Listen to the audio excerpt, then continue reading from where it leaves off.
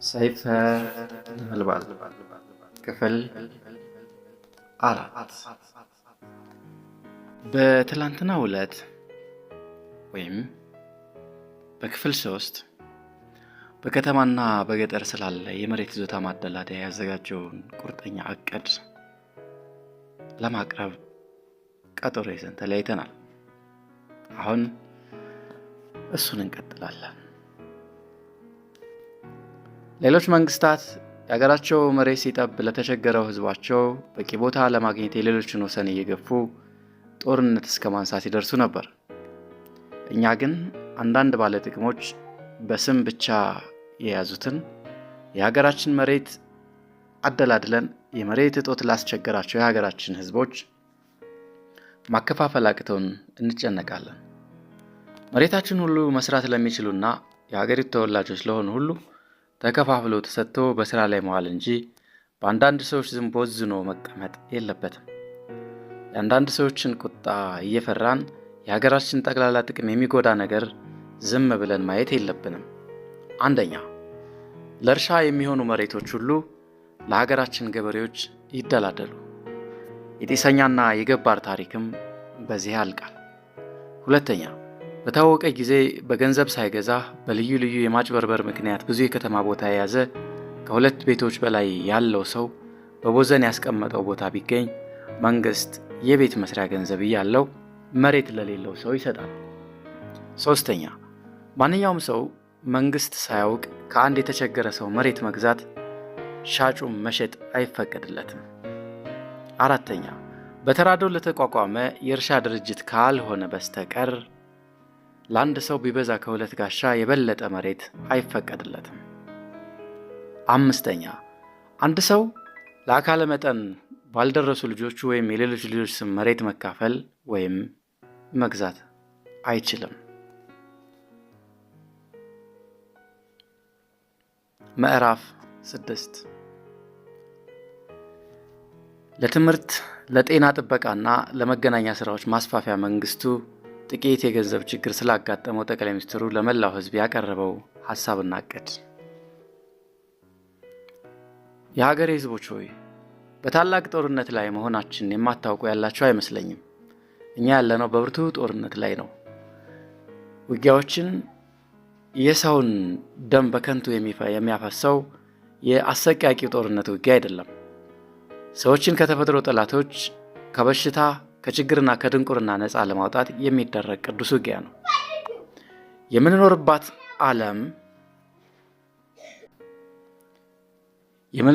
ዓለም በእያንዳንዳችን ብርቱ ጥረት ካላሻሻልናት የችግርና የጭንቀት ዓለም ናት።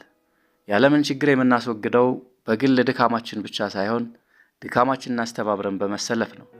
ከአሁን በፊት በመረዳዳት ያገኘነውን ድል ሁላችሁም ስለምታውቁት በዝርዝር ልገልጽላችሁ አያስፈልግም። ሁላችሁም እንደምታውቁት የሀገራችን ህዝብ በትምህርት፣ በጤና አጠባበቅና በመገናኛ ከተፈለገው ፍጹም ግብ ገና አልደረሰም።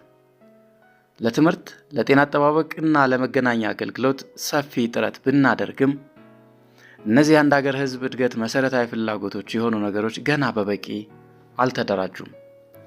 ከሀገራችን ህዝብ መካከል እስካሁን ባደረግነው ታላቅ ትግል ልጆቻቸውን እንደ ልብ ለማስተማር የቻሉት ሰዎች በ130 ብቻ ናቸው። በመገናኛ እንደ ልብ የሚጠቀሙት በ170 ሲሆኑ የቀረው ከፍ ያለ የመገናኛ ችግር አለበት። በፈለጉ ጊዜ በቅርብ ሕክምና ለማግኘት የሚችሉት በ160 ብቻ ሲሆኑ የቀረው በጥቃቅን በሽታዎች እንኳን ሲጎዳ የሚገኝ ነው። ከጠቅላላው ህዝባችን ውስጥ በ140 መጻፍና ማንበብ የማይችሉ ናቸው። በ40 ሚሊዮን የሚቆጠረው ህዝባችን አሁን የሚገኘው በዚህ ሁኔታ ሲሆን ከዛሬ 10 ዓመታት በፊት ደግሞ ከዚህ እጅግ በሚያንስ ሁኔታ ላይ ይገኝ ነበር።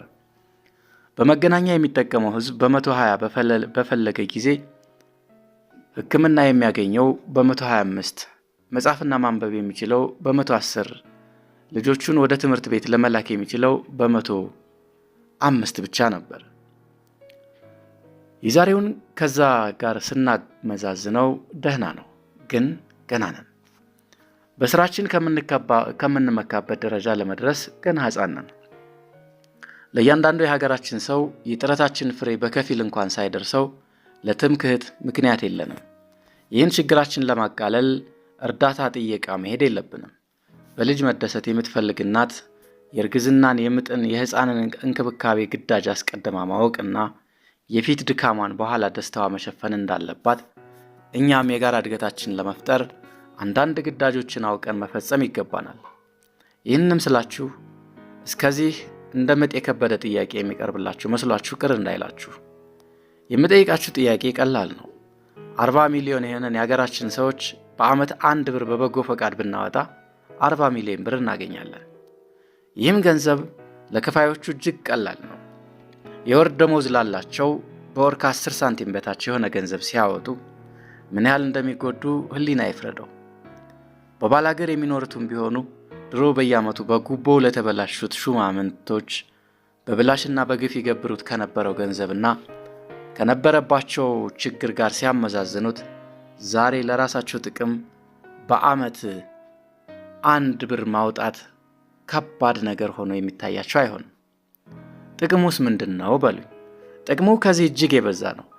በዚህ በአንድ ዓመት በሚገኘው ብቻ ብዙ ክሊኒኮች፣ ብዙ ትምህርት ቤቶች፣ የህዝብ ትምህርት ቤቶች፣ አንዳንድ መንገዶች መስራት እንችላለን። በሁለተኛው ዓመት የስራችንን ፍሬ እያየን ከመደሰት ጋር ሁሉንም ማስፋፋት እንችላለን። ከዚህ ላይ በተለይ የማሳስባችሁ ደግሞ በህዝብ ላብና ድካም መንግስት አስተምሮ ዛሬም ከሌላ የበለጠ ምቾት እየሰጠ የሚያሰራችሁ ሰዎች እንደዚህ ላለ ህዝባዊና ታላቅ የሆነ ጉዳይ የግል በጎ ፈቃድ እንድታሳዩ ነው። ያስተማረንን፣ ያበላንን፣ ያጠጣንን፣ ጤናችንን የጠበቀልንን በጠቅላላው ከድህነቱ ጋር በትከሻው ተሸክሞ ለሁለተኛው ዕውቀት ያበቃንን ህዝብ በተራችን በሚገባ እንዲበላ፣ እንዲጠጣ፣ እንዲማር፣ ጤናው እንዲጠብቅ፣ በስራው ፍሬ በቂ ጥቅም እንዲያገኝ ከጥቅማችን መስዋዕት ማድረግ አለብን። እንዳውም መስዋዕትነት የሚባለውን ቃል ያለ ቦታ ያገባሁት ይመስለኛል። በየወሩ ከ3 እስከ 500 ብር ከዚያም የሚበልጥ የሚያገኝ ሰው ለባለውለታችሁ ጥቅም በዓመት 10 ብር ቢከፍል ይህን መስዋዕትነት ማለት የመስዋዕትነትን ከፍተኛ ትርጉም ማበላሸት ነው። እኛ የህዝብ ባለዳዎች ነን እንጂ ህዝብ የኛ ባለዳ አይደለም። የተማርነውም የተሾምነውም በህዝብ ላይ ስለሆነ የህዝብ አሽከርነታችንና ባለዳ መሆናችንን ማመን አለብን። አገልግሎትም የምንለው ከስራችን በላይ የሆነ ደሞዝ እያገኘን ትንንሽ ነገር መስራታችን ብቻ መሆን የለበትም። በገንዘብ በበጎ ፈቃድም በትርፍ ጊዜ ህዝባችንን ማገልገል አለብን። ህዝብም ድካማችንን አውቆ ለራሱ ኑሮ መሻሻል ለምናደርገው ጥረት በጉልበት በገንዘብም በሐሳብም ከኛ ጋር መተባበር አለበት። ስለዚህ የሚከተሉት ጉዳዮች እንዲፈጸሙ ጠይቃለሁ። አንደኛ፣ ሰርቶ ጥቅም በሚያገኝ በማንኛውም ሰው ላይ 1 ብር ተጨማሪ ግብር እንዲጨመርና እንዲሰበሰብ እንዲሆን። ሁለተኛ፣ በወር ደሞዝ የሚሰራ ሁሉ ከ90 እስከ 100 የሚያገኙ በዓመት 2 ብር፣ ከ100 እስከ 200 የሚያገኙ በዓመት 5 ብር፣ ከ200 እስከ 500 የሚያገኙ በዓመት 10 ብር፣ ከ500 እስከ 1000 የሚያገኙ በዓመት 20 ብር፣ ከ1000 ብር በላይ የሚያገኙ በዓመት 30 ብር መክፈል አለባቸው። ከራሴ ደሞዝ ካሁን ጀምሮ ለዚህ ተግባር ብቻ የሚውል በዓመት 200 ብር እንዲቆረጥ ፈቅጃለሁ። እኔም እንደ ብዙዎቻችሁ ብዙ ደሞዝ የማገኝ ሰው ነኝ። ሶስተኛ፣ የሚወጣው ገንዘብ ከባለ ደሞዞቹ የሚሰበሰበው ለሰራተኞች መቅጠሪያ ሲሆን ህዝቡ ያወጣው ለዚያው ላወጣው ቀበሌ ህዝብ ብቻ የሕክምና የትምህርትና የመንገድ ማስፋፊያ ተግባር ይውላል እንጂ ወደ መንግስት ግምጃ ቤት አይገባም። ህዝቡ ጥቅሙን በመረዳት ከዚህ ይበልጥ እያወጣን ከዚህ ይበልጥ እንጠቀማለን ብሎ በበጎ ፈቃድ ወጪውን ከጨመረ ወጪውን ላሳደገው ቀበሌ በመንግስት በኩል የሚፈለገው እርዳታ ወዲያውኑ ይፈጸምለታል። አራተኛ፣ አጭበርባሪና ሌባ ሹማምንቶችን ከህዝብ መካከል ነቅለን ጥለን ህዝቡ በመንግስቱ ባለስልጣኖችና ሹማምንት ላይ እምነቱን ከጣለ ብዙ ጊዜ ስለሆነው የመንደር አጭበርባሪዎች ገንዘቡን እንዳያባክኑት በመንግስት ሹማምንት አማካኝነት ገንዘብ ይሰበሰባል። ህዝቡ ይህን ለማድረግ ፈቃደኛ ለመሆኑ 100% እርግጠኛ ነኝ። ይህ ጎደለ ይህ ቀረ የምትሉ የራሳችሁ አሽሟጣጮች ይኸው ቅን መንገድ ቀርቦላችኋል። ሀገርን ማሻሻሉም ወደ ኋላ መጎተቱም በራሳችሁ ኃላፊነት ስር ያለ ነው። ከዚያ ያነሰ ለሀገር ጉዳይ የሚጠየቅ ቀላል ጥያቄ የለም። ይህን የምናገረው ከበጎ ፈቃድ ጋር እንድናደርገው ነው እንጂ ነገሩ በፓርላማ ጸድቆ አዋጅ ወጥቷል። የመከላከያ ኃይልን ለማጠናከር ጠቅላይ ሚኒስትር መልካም ያዘጋጀው እቅድ። በዓለም ውስጥ አብዛኛው ሕዝብ ሰላምን ፈላጊና የጦርነትን ከባድ ጉዳት የሚያሰጋ ነው። እኛ ከሰላማዊዎች መካከል ነን። ነገር ግን ሰላምን የሚሹ ሁሉ እንደሚፈልጉት በሰላም ለመኖር አይችሉም። ብዙ ወራሪዎች ደግሞ አሉ። የዓለምን ታሪክ ገጾች በብዛት የያዘው የጦርነት ታሪክ ሁሉ በወራሪነት በተነሱ አጥቂዎችና ሰላምንና ነጻነትን በሚፈልጉ ተከላካዮች መካከል የተደረገ እንጂ ሁሉም ሕዝብ ጦርነትን ፈልጎ የተደረገ አይደለም። እኛ የሚያንሰንን የሚያመሳስለንም ሆነ የሚበልጠን መንግስት ለመውረድ ምኞት የለንም። ማንም እንዲደፍረን እንዲያጠቃንም አንፈልግም። ስለዚህ ለወራራ ሳይሆን ለመከታ የምንጠቀምበት የመከላከያ ኃይላችን በሰፊው ማጠንከር አለብን። ለዚህ ተግባር ጠቃሚ መስለው የታዩኝ መንገዶችም የሚከተሉት ናቸው። አንደኛ፣ በቂ ድርጅት ሳይኖረን የወታደሮቻችንን ቁጥር በጣም ከማብዛት ይልቅ አሁን ላሉን 100,000 ወታደሮች በቂና ዘመናዊ የሆነ መሳሪያ ማደራጀት። ሁለተኛ፣ የእነሱን ምቾትና ደህንነት በሚገባ እየጠበቅን በጦር ሙያ እጅግ እንዲበስሉ ማድረግ አለብን። ሶስተኛ፣ በ100,000 ወታደሮቻችን ብቻ የሀገራችን ነጻነት ሊጠበቅ ስለማይችል ከ18 እስከ 30 ዓመት ዕድሜ ያለው ማንኛውም የሀገራችን አስፈላጊ ሆኖ ሲገኝ ሴቶች ጭምር በየዓመቱ ጥቂት ሳምንቶች የጦር ኮርስ መካፈልና አስፈላጊ ሆነው ለጦርነት ሲጠሩ ያለ ችግር ለመሰለፍ የሚችሉ መሆን አለባቸው። አራተኛ፣ የመሳሪያ ፋብሪካዎቻችን አሁን ከሚያወጡት እጥፍ የሚበልጥ መሳሪያ እንዲያወጡ አሁኑኑ ይስፋፋሉ። ከዚህ በቀር በረጅም ጊዜ በሚከፈል ብድር ስም አንድ ዘመናዊ የጦር ኤሮፕላን ፋብሪካ ከአንድ ወዳጅ መንግስት ለመቀበል ተፈራርመናል። በቅርቡ መጥቶ ስራውን ይጀምራል። የእኛ ብቻ ሰላምን ፈላጊነት የዓለምን ሰላም ሊፈጥረው አይችልም። በሌላው ጭቅጭቅ ወይም በጦር ጓደኝነት ውስጥ አንገባም። ወራሪዎቻችንን ግን ቀንዳቸውን ሰብረን ከመመለስ የተሻለ መድኃኒት አናገኝላቸውም። በሀገራችን አፈር ላይ የውጭ መንግስት የጦር መሳሪያ ስለሌለና ወደፊትም ሊኖር ስለማይችል እንዲሁም የማንኛውም መንግስት ጥሩምባዎች ስላይደለን የታላላቅ መንግስታትን ጠላትነት የሚያሰጋን አይመስለኝም። እንደኛ ላለ በህዝብ ብዛትም ሆነ በእድገት መካከለኛ ለሆነ መንግስት ጠንቅ የሚሆኑ ከአቅማቸው በላይ እየባረቁ የራሳቸውንና የሌሎችን ህዝቦች ሰላም የሚያበላሹ መካከለኛና ታናናሽ መንግስታት ናቸው። እኛ ግን በማንኛውም መንገድ ከማንም ጋር ጠብ ለማጫር አንፈልግም። ሲመጡብንም ትዕግስት አያስፈልገንም። ከልክ በላይ የሆነ የትዕግስትን መንፈስ ለማይገነዘብ ባላጋራ ማሳየት ትዕግስትን ማስናቅና ፈሪነትን በተዘዋዋሪ መንገድ ማሳየት ነው። ጥፋትም ልማትም የጋራ ጉዳይ ነው። ሌሎች ለጥፋት ሲፈልጉን እኛ ስለ ልማታቸው የምናወራበት ነገር የለም። ራሳችን እየበደልን ከውጭ የሚሰጠንን ስም መጠበቅ ግብዝ ያደርገናል። በተለይ ከሀገራችን ብዙ ጥቅም እያገኙ መልሰው እኛን የሚተናኮሉ ሀገሮችን ወዲያውን ልንቀበላቸው ይገባል። የክርስቲያንነታችን መውደድ ገና አልደረሰም፣ እንዲደርስም አንሻም። ብዙዎች ሀገሮች ከእኛ መንጭቶ በሚሄድ ወንዝ በሀገራችን በሚመረት ሲሳይ እየተጠቀሙ እኛን የሚተናኮሉ ከሆነ የሚፈልጉትን ሁሉ ማሳየት አለብን። ያን ጊዜ ለፍቅርና ለሰላም ይፈልጉናል። ስራ ፈትነትን ከሀገሩ ለማጥፋት ጠቅላይ ሚኒስትሩ ያዘጋጀው ዕቅድ። በአሁኑ ጊዜ ላይ በየሱቁ ከምናያቸው ዕቃዎች ብዙዎቹ በሀገራችን ውስጥ የተሰሩ ናቸው። ወደ ውጭ እንልካቸው የነበሩት ዕቃዎች እንደ ድሮ ጥሬና በቂ በመተማመኛ የሌላቸው ነገሮች ብቻ መሆናቸው ዕቃዎች ይገኙባቸዋል። ከእርሻና ከከብት ርቢ የምናገኛቸው ፍሬዎች የረሃብን ኃይል በሙሉ ለማስወገድ ገና ባልቻለው ሰፊ ዓለም ውስጥ እጅግ ተፈላጊነታቸው እንደቀጠለ ነው። ድሮንም ቢሆን ራሳችንን በራሳችን በደልን እንጂ ተፈጥሮ አልበደለንም። አሁንም ቢሆን ያለብን የሥራ ፈትነት ችግር በራሳችን ጉድለት የተፈጠረ ነው። ለአንድ መንግስት ተቀዳሚ ተግባሩ ህዝቡ ከሥራ ፈትነት ችግር የሚድንበትን መንገድ መፍጠር ነው። የእኛ መንግስትም ህዝቡን ከስራ ፈትነት ችግር ለማዳን የሚከተለውን እቅድ አዘጋጅቷል። አንደኛ፣ የሀገሪቱ ተወላጅ ሊሰራ የሚችለው ማንኛውም ስራ ለውጭ ዜጋ በፍጹም አይሰጥም። ሁለተኛ፣ በተራዶ ወይም በራሱ ብቻ የግል ስራ ለመክፈትና ለማስፋፋት መፈለግ ብቻ ሳይሆን ለሚችል ለማንኛውም የሀገሪቱ ተወላጅ ብድር የሚሰጥ ባንክ ተቋቁሟል። ሶስተኛ፣ በልዩ ልዩ ምክንያት ትምህርታቸውን ለመቀጠል ላልቻሉና ላቋረጡ ወጣቶች በየዕለቱ እየደረጁ በሚሄዱት የእርሻ ድርጅቶቻችንና ፋብሪካዎቻችን የንግድ ኩባንያዎቻችን እየገቡ ያለ ችግር ለመስራት የሚያስችሏቸውን ኮርሶች በየዓመቱ እየከፈቱ ኮርሱን ሲጨርሱ ወደ ሰለጠኑበት የሥራ ክፍል ያለ አንዳች ችግር እንዲሰማሩ ተዘጋጅቷል። አራተኛ፣ ትምህርት የሌላቸውና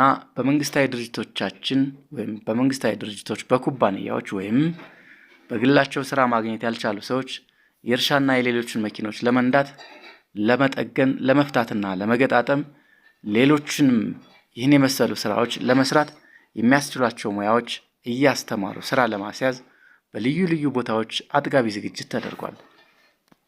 በዚህም የሰሪዎችና የአሰሪዎች በጎ ፈቃድ መተባበር አለበት። በቂ ስራ ካዘጋጀን በኋላ በራሱ ፈቃድ ስራ ፈት የሆነውን ለመንቀፍ ሆነ ለመቅጣት በቂ ምክንያት ይኖራል። ከዛ በኋላ በሌቦች ላይም ሞት ለመፍረድ እንችላለን። ከሁሉ በፊት ግን በሚሰርቁትም ሆነ በሚለመኑት ላይ ለመፍረድ በቂ ምክንያት አልነበረንም። ሁሉም ከስራ እጦትና ከችግር የመጣ ሊሆን ይችላል። ስለዚህ አሁን ታላቁን ችግራችን እንዳቃለል ነው እየተሰማኝ በጣም ደስ ይለኛል። ቸሩ እግዚአብሔር ውጥናችንን ሁሉንም ከግቡ ያደርስልን። የጋብቻችንንና የሴተኛ ዳሪነትን ችግር ለማቃለል ያዘጋጀው እቅድ።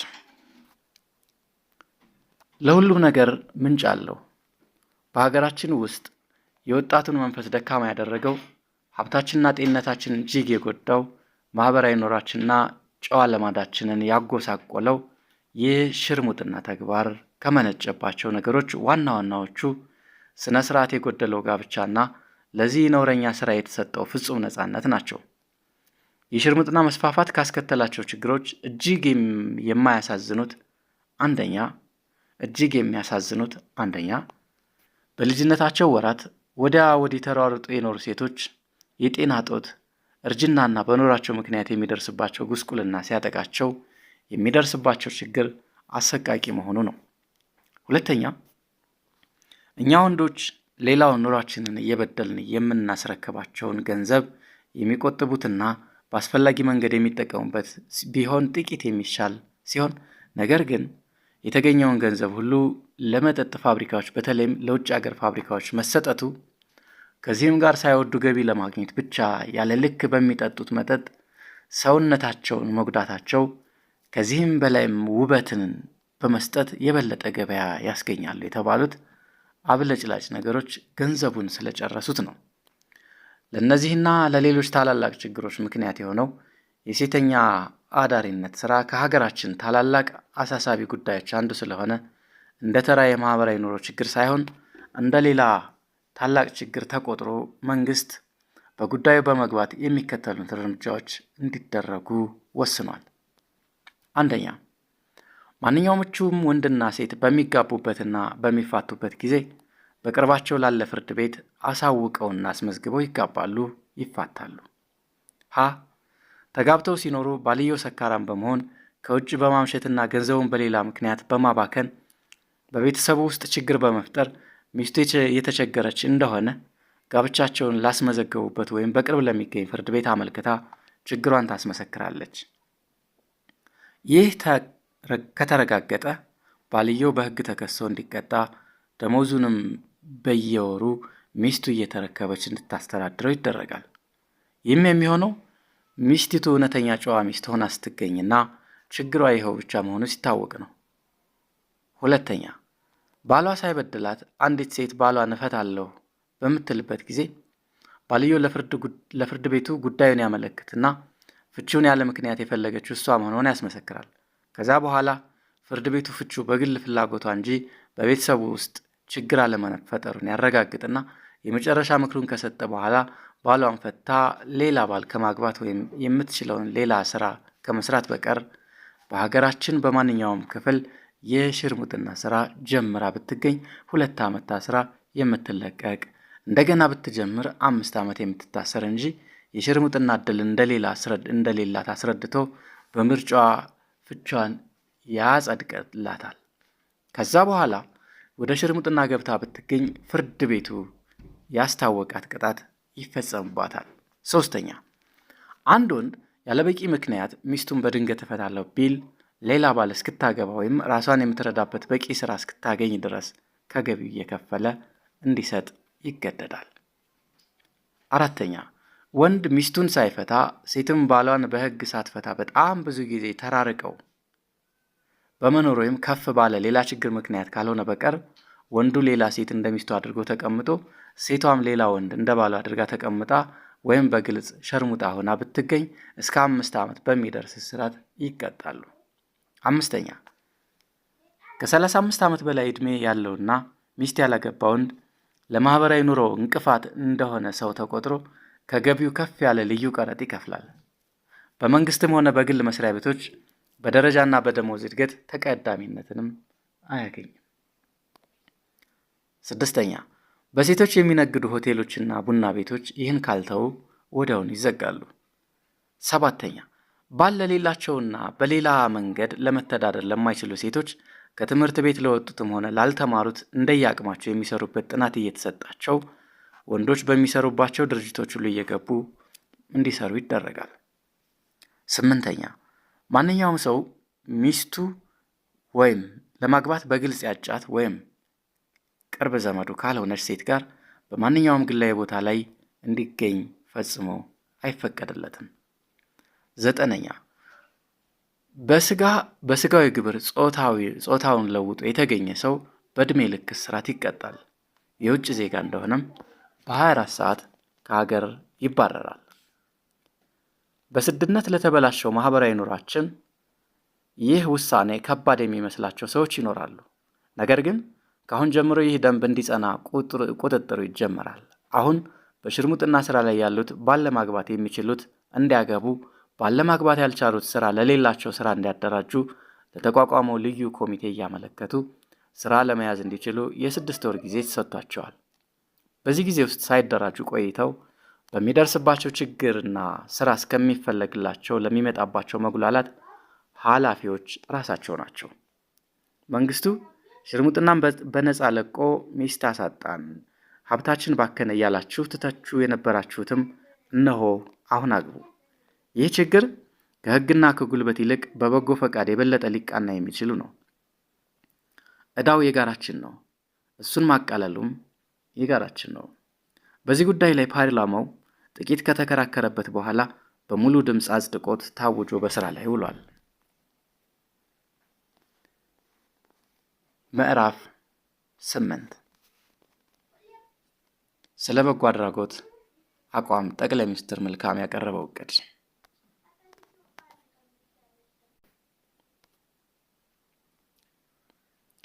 በዘመናችን የተደረገው መሻሻል በጣም ካደጉት ሀገሮች አልፎ ወደኛም በከፊል ይደርሳል። መሻሻል የተባለው ነገር ካስገኛቸው ጥቅሞች መካከል ሰውን ያለ ጊዜው ከመቅጨታቸው በላይ አይኖቹን በማወር እጆቹና እግሮቹን በመቁረጥ ሽባ በማድረግ ዲዳና ደንቆሮ በማድረግ አእምሮን በማሳጣት የዕድሜ ልክ መከረኛ ያደርጉት የነበሩት በሽታዎችን ማስወገድና መቀነስ ነው። በዘመናችን ለድንገተኛ አደጋዎች እንኳን ብርቱ ጥንቃቄ እንዲደረግ የሚጣጣሩ ብዙዎች ናቸው። ነገር ግን የሰው ልጅ በአካባቢው ያሉ ጎጂ ነገሮችን ሁሉ ጨርሶ ለማስወገድ እንዳለመቻሉ መጠን ከዚህ በቀር አንዱን ሲያስወግድ ሌላው የሚተካበት እንደመሆኑ በበሽታና በአደጋ ስንኩሎች የሆኑ ሰዎች በመላው ዓለም ይገኛሉ። በተለይም አንደኛ ባሉ ከከፍተኛ የእድገት ደረጃ ገና ባልደረሱ ሀገሮች በጣም ብዙ ደካሞችና ስንኩሎች ይገኛሉ። በበሽታና በአደጋ አካላቸውን ያጡት ብቻ ሳይሆኑ በጉልምስና ዘመናቸው ለእርጅናቸው ዘመን የሚጠቅማቸው ቅርስ ለማቆየት ወይም የሚረዳቸውና የሚጦራቸው ልጆች ለማፍራት ሳይችሉ በእርጅናቸው ዘመን በሜዳ የወደቁ ባልቴቶችና ሽማግሌዎች ከነዚሁ ጋር ሲደረቡ እርዳታችን የሚሹትን ሰዎች ቁጥር በጣም ያበረክታቸዋል። ይሁን እንጂ እነዚህ መከረኞች ሁሉ ሕይወታቸው በዓለም ላይ ለማቆየት ያላቸው ተስፋ በእኛ ርኅራኄ ላይ የተመሰረተ ነው። የአገሬ ሕዝቦች ሆይ አንድ እውነተኛ ነገር ስነግራችሁ ከልብ እንድታዳምጡኝ እለምናችኋለሁ። ለአካለ ስንኩሎችና ደካሞች ሁሉ የእኛ እርዳታ ብቻ እንጂ ሌላ የመኖር ተስፋ እንደሌላቸው ሁሉ ታውቃላችሁ። እንግዲህ እነሱ የሚኖሩት በእኛ እርዳታ ብቻ መሆኑን ስናውቅ እርዳታችን ለምን በመልካም ይዞታ እናደርገውም?